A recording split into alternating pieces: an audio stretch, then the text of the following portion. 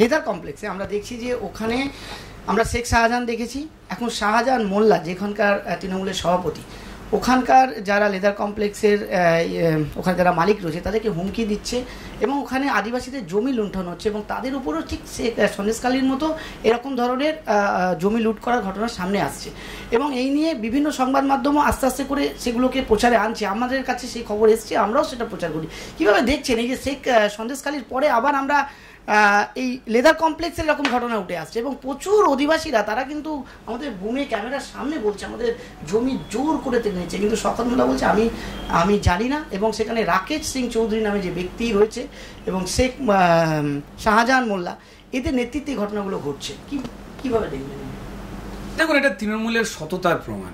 তৃণমূল চুরি করার ব্যাপারে অত্যন্ত অনেস্ট, আর লেদারের কাছাকাছি তোরা থাকবে।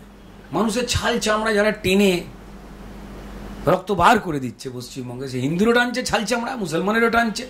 শওকত মোল্লা বলছে আমি জানি না কিছু, সেখানকার বিধায়ক। আচ্ছা, কোন চোর পরিষ্কার বলেছে বলুন তো আমি চুরি করেছি বলেছে? শওকত মোল্লা একটা বোমবাদা ক্রিমিনাল, মুখ্যমন্ত্রীর কথায় আমি মুখ্যমন্ত্রীকে মিথ্যাবাদী বলবো? চি তা তো নয়। উনি অত্যন্ত অনেস্ট মুখ্যমন্ত্রী, উনি ক্রিমিনালদের পাশে দাঁড়ান। ওনাকেই ক্রিমিনাল, তাকে ঘিরে জেড ক্যাটাগরির নিরাপত্তা দিয়েছে, ওনাকে বোমবাদা বলা ওনার দিদি ভাই মমতা বন্দ্যোপাধ্যায়। পশ্চিমবঙ্গে সন্দেশখালী একটা তো জায়গা নয়, প্রত্যেকটা জেলার নাম সন্দেশখালী।